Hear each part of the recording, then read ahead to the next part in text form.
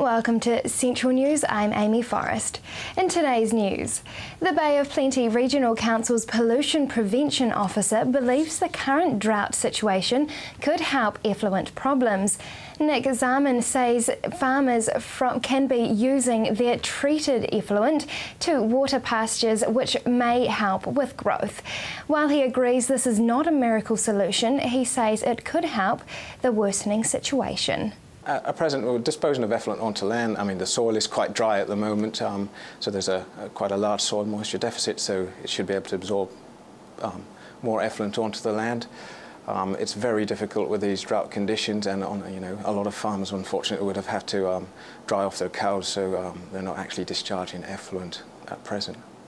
The new More FM breakfast crew in Tauranga are settling in well and are receiving good feedback from the Bay listeners. Bill Crawford and Brendan Weatherly have been in their new position for a month now and are enjoying getting in amongst the community. They both say they would like to get more involved with the community and out to some of the events Tauranga has to offer. Yeah, well, they had a Dunk the Teacher competition running up there where you had to throw the sponge at the pointy thing that made the bucket fall on top of you, and once again I decided that Brendan was going to have to substitute a teacher, so he did, and he got bucketed like 4 times. He was soaking wet, and then I got my payback and I did it too, so it was all good. It was all good fun, and it was a really awesome community thing to be involved with, so we had a lot of fun with it. Keen Marmite fans lined up outside supermarkets around Tauranga as early as 6:55 a.m. today to get their hands on a jar of the Black Gold spread. Marmite went on sale today for the first time in more than a year after stocks ran dry following damage to the sanitarium factory in the 2011 Christchurch earthquake. At Mount Maunganui New World this morning, duty manager Lewis Venter says about 4 cartons of Marmite was sold between 7 a.m. and 7:45 a.m. He says, "We think our allocation will last just a couple of days." Lewis also states Vegemite sales have increased since Marmite has been out of stock, but he is sure sales will drop now that the New Zealand-made spread is back. Now for our region's weather. Hamilton, your Friday sees fine weather with a slight breeze, a high of 22 and a low of 9. Tauranga brings sunny skies and light winds, also with a high of 21 and a low of 13. Just ahead, we meet up with High Five.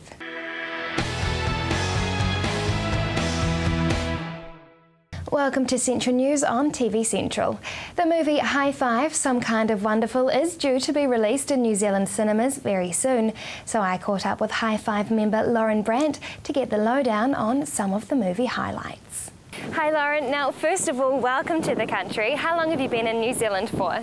I'm actually only here for 2 nights, which I'm a little bit sad about because New Zealand is so beautiful and I really wish I could go out and see all the beautiful landscapes and everything. But however, I am here on a promo tour, so I'm getting the job done. And I'm actually really excited. I've got heaps of fans that have been writing to me on Twitter and Facebook saying, when are you coming to New Zealand? So at least I can now say that I've been here. Well, we are very excited to have you here in the country. Now, you've been a performer of High Five since 2009. So tell me, how did you get into the career, and was it a childhood dream to be a performer? I have always been a performer. Like seriously, since I was in my mum's tummy, I think I was tap dancing away or something. And from the day I was born, I've just done singing, acting, dancing, everything to do with performing arts. And I also really love children. I used to teach children at a performing arts school. So when the job of High Five came up, it combined my love for performing and my love for children together. And it's just proved to be sort of the perfect fit for me. I've loved it. It's my 5th year now. I can't believe it. It sounds like such an exciting career. So tell me, what is your fan base like? Can you enjoy a trip to the mall without getting recognised? Yeah, it's quite funny. I mean, when I'm in my High Five gear, you know, I look quite young compared to when I'm just in my normal gear. So without the bright colours and the pink makeup and the hair and all of that stuff, I just look like a normal girl, and I don't get recognised that much, except for when we go to Asia, because I stick out like a sore thumb. But you know, the fans, when they do recognise you, it's so cute, because I'm a complete stranger really, and the children just embrace you with open arms and they want to hug you, and the parents parents say, I feel like I know you because you're on my TV all day, every day. So yeah, we have the best fans in the world. Now, the High Five movie, Some Kind of Wonderful, is due to be released in New Zealand cinemas very soon. So what can you reveal about the movie? Yes, so our new movie, Some Kind of Wonderful, it will come out on March 23, and I'm so excited about it. It's the first time High Five has hit the big screens, and it's a bit of a modern concept. I mean, I don't think there has been a documentary / reality show / background story like this done before. So everything that we do in High Five, we try to create a magical environment for the children, whether it's our TV show or our stage show. And I guess you could call this a cinematic experience. It's a really great movie for the parents and the kids to experience together. There's information there for the adults about how much passion and energy and background goes into the creation of High Five. And then for the children, there's some of our favourite songs. There's great animations that we tell them to get up and dance in the cinema. So normally you go into a cinema and it's, you know, everyone be quiet, and you try to open your wrappers really, really quietly. But in this one, everyone will be up and dancing and having fun, hopefully. So I'm super excited. It's the first movie for High Five, but it's got all sorts of things, and I don't really know how to explain it. You'll just have to go and watch it and see who the 3 new cast members are that we chose, because that's what the movie was, choosing the new cast members for the new generation of High Five. And all will be revealed at the end. So what are some of your personal highlights from the film? Actually watching the film, one thing that they put in there that I didn't realise was a couple of bloopers. So when I saw it, I giggled, you know, because it's stuff that we've been filming over the last 4 years that I forgot even happened. That I don't even look like the same person. And I really enjoyed seeing that. The other thing is, I didn't realise how many talented people were actually auditioning. When Stevie and I were hosting the movie, we found we'd just talk to them in between their private sessions.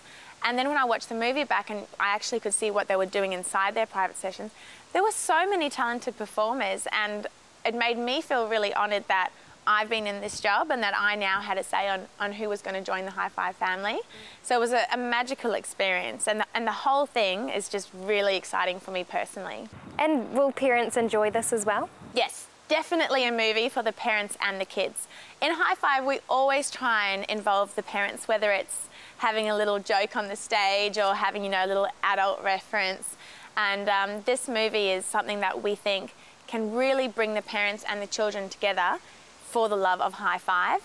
There's parts in there that the children will, you know, just be looking at the pretty pictures, and the parents will be understanding, like I said, the passion and the energy that is actually goes into High Five, and the massive creative team and the background work. I mean, High Five is an educational program, but we sort of mask that with our singing and our dancing and our sense of play. So it's just about refreshing the 14 years that High Five has been around, of where it's actually come from and where it's going. And then for the children to be able to meet the new cast properly, see how we chose them, and then get excited for when we start touring.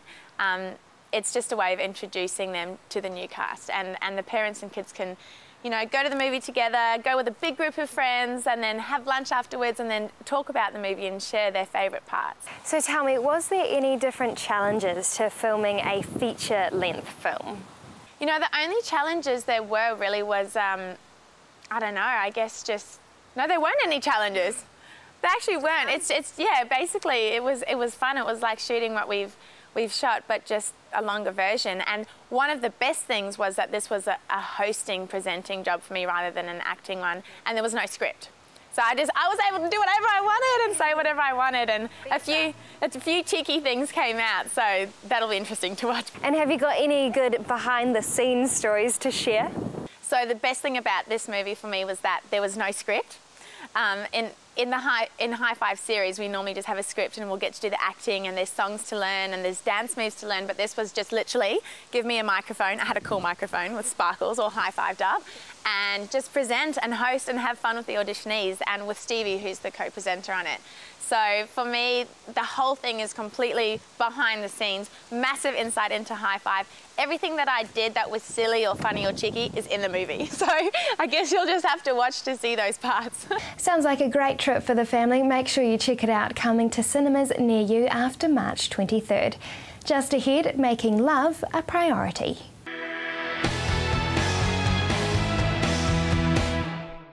Welcome back. As part of New Zealand Book Month, we have been chatting with some local authors. Our next author, Kim Donaldson, has had some recognition from the US. So what is your book, Making Love a Priority, about? Well, it's about understanding love and how to make this your daily priority.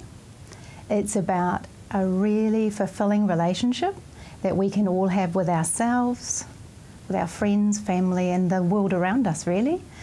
Yes, it's about being in an unconditional state of love, seeing, feeling, experiencing this. And what inspired you to write the book? Well, just a general look at the state of affairs all over the world today. Health, well-being, the environment. And the fact that it was the largest Googled question around the world, what is love? And my desire to contribute to humanity that is more loving, fulfilled, whole, happy, and sort of responsible, contributing type of, yeah. And because your book has actually been developed for those who are not so big on reading, what does this mean? Well, this means that it's really fun and easy to read, that it engages the readers on many levels. It kind of just brilliantly gives all readers the experience of all the flavours of love. Because your work, it's almost poetry-like. I mean, would you describe yourself as an author, a poet, or both? Well, yes, you're a poetic author. This is like an authentic signature of Kamaia writings. They have a flow and rhythm, so they are poetic, yes, and quite catchy. And do you do the illustrations as well? No, Hilary, I don't. My children have done the illustrations. I would like to in the future, yeah. For sure. And because they almost paint the words, don't they, in your book? Yes, they do. They describe the words. So for children that are not so big on reading, the words describe exactly what the pictures, the illustrations describe exactly what the words on the pages are saying.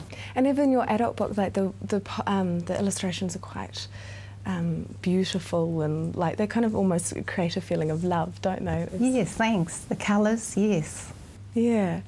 Because you also wrote The Flavours of Love for Children. How did you develop the idea into a children's book? Well, this is another authentic signature of Kamaia writings, because I always bring my books out in twos. There's always a book for little children from 3 to 10, and then like the big brother, more for adults, more informative, yeah. So why did you do that? That's just how I roll. That's just how I do them. I always have, and I'm just about to begin my next lot of books, and it's exactly the same. I have already in mind the Littlies book, and really the next book is purely, they're an extension of one another. Is there quite a different, do you find it harder to do either, or? Well, it's a lot of fun doing the children's books, but equally as much fun doing the adults' books. Really, my style of writing, it aims at the child within all of us, so the child within the adults.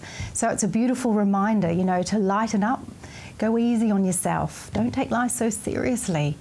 You know, every day, even in the smallest of ways, to make the time to play and not just work. But do you find it challenging to almost to change, because I imagine you'd have to change the way you write and the vocabulary that you use as well. Do you find that challenging to kind of switch between the two? Not at all. No, as I said earlier, they're just an extension of one another, so it just flows, yeah. And because your goal is to contribute to a more fulfilling educational system. How do you hope to achieve that? Well, through my books, through seeing the books in preschools and kindies, high schools, universities. It's always been a goal of mine to contribute to a more fulfilling education system. I feel that too many kids are completing school and they're completely empty and unfulfilled and no idea where they're going. So yeah, that's the aim of my books. Do you think that we need to be teaching more emotional teachings rather than just academic stuff in our education systems? Yes, Hilary, for sure. Know yourself and understand, and how to take time when you need time. There's often so many expectations put on us from really young teenagers and even as adults, and that desire for more and more and more. The children remind us every day of the simplicities, slow down and be in the moment and stop striving outside of ourselves. And do you try to capture that in your children's books, that kind of real simple, just play and relax kind of feel? Absolutely. Because one of your articles has been published in an American magazine, and that's a big deal. Tell us about that. Yes, that is, the article's named Love from the Child's Perspective. And it's fantastic, really. It's almost like a combination of both the books together.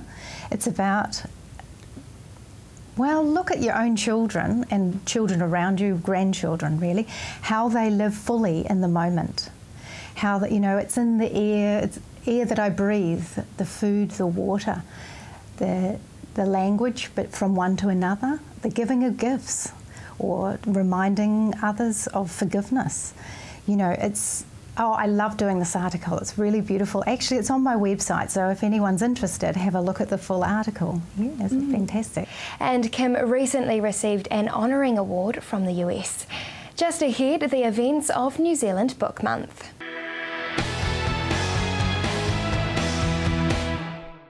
If you have just joined us, welcome to Central News. Now, with New Zealand Book Month well and truly underway, Hilary caught up with one of the masterminds behind a local publishing company to find out a bit more about the month and about the industry in New Zealand. So how has New Zealand Book Month been so far? It seems to be going pretty well. I'm very ambivalent about New Zealand Book Month. It's supposed to be modelled on New Zealand Music Month, and the Music Month focuses much more on New Zealand writers than New Zealand Book Month. Having said that, there seems to have been a switch this year with a lot more New Zealand-based and New Zealand-biased events. And I think if people go on the website, they'll find something they want to go to. So what are some of the events that you guys have had? Well, the most time-consuming and potentially beneficial has been Kickstart. We had 3 experts down here from Auckland: Martin Taylor, who's head of Digital Publishing Forum, Jocelyn Watkin, who is a dynamo. She calls herself Eventful Woman, and she runs Storybridge with James George, who was our other lecturer. And the idea was that we spent day 1 on how to get a quality product and day 2 on how to market it effectively, because that's what indie authors have to learn to do. Why do you think it's important to actually have a New Zealand Book Month? I think it is important to have that focus. Unfortunately, New Zealanders seem to think that to like New Zealand writing is to somehow signal you're provincial. And another thing is, I don't think we have any big mainstream New Zealand publishers here. Most of them are foreign conglomerates who seem to regard us as another small and not terribly important market. Penguin New Zealand, for instance, only publishes 6 books by New Zealand writers a year. And the small presses are New Zealand-based and New Zealand-biased again, which is a good thing for our local market, but rather restricts the international market. But going to Frankfurt last year convinced me that there is a global market. New Zealand did superbly well. I'm not even a Kiwi, and I was crying tears of pride, everything they did superbly well. And interest in Europe in New Zealand books has gone up 600%. And I feel I'd be happy if New Zealand Book Month meant interest in New Zealand books here at home went up 60%. So what is Ocean Books? Ocean Books is an independent publishing cooperative run by writers, for writers. Do you want to hear our mission statement? 1, a quality product, get your book as good as it can be. 2, effective marketing, so people know it's out there. And 3, maximum returns to the individual writer, which incidentally they do not get with a mainstream publisher. With a mainstream publisher, you're lucky if you get 15% of the net. If you're publishing yourself, you can have 80% of the whole. Why did you want to start Ocean Books? It's basically because a number of very, very good books in New Zealand don't get published because it's a restricted market. We have a small population. I think it's 4 million now. Probably only half of them are wage earners, and the usual average of book buyers in any population is 25%. So you can see that compared to the UK or India or America or even Australia, we have a small potential home market. And the global market has been restricted in the past because of the cost of freight. It makes our books non-competitive. But nowadays with print on demand, somebody in Canada orders a printed book and it goes to them from a print on demand printer in Canada, and they only pay local freight charges. So we feel there are opportunities there and we want to grab them with both hands. With the rise of the digital entertainment, do you think that this could actually be some of the hardest times for authors and for publishers? No, I think it's a very hard time for publishers. It's probably a hard time for booksellers. And I do understand that's why they see New Zealand Book Month as more about selling more books, because it is true, the slogan of New Zealand Book Month is true, books do change lives. But for authors, I think there's suddenly a gap in the market that they can fill. And many of our writers in New Zealand who publish independently are then later picked up by mainstream publishers for, say, an overseas contract or foreign rights, or even, I think, one of them, Lance Morgan, has sold film rights too, which is exciting. And I think we have to engage with that global market, and this is the best way for a country like New Zealand to do it, and for our writers to do it. Our writers are amongst the best in the world. That is generally acknowledged. Visit oceanbooks.co.nz to find out more. Well, that is news for today. We really want you to be involved, so make sure you like us on Facebook and let us know your views. If you have any local news, including your own video or photos, go to our website and hit upload. Thanks for joining us. I'm Amy Forrest. Have a wonderful evening.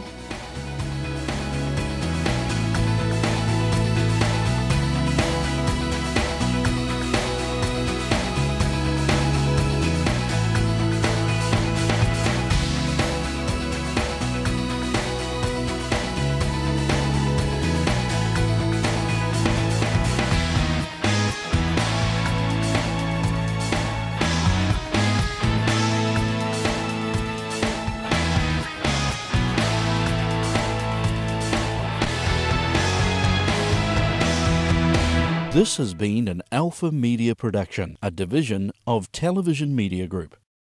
Supporting local content so you can see more of New Zealand on air.